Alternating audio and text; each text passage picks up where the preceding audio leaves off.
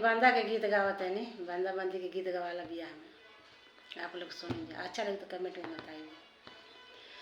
अरे सासारा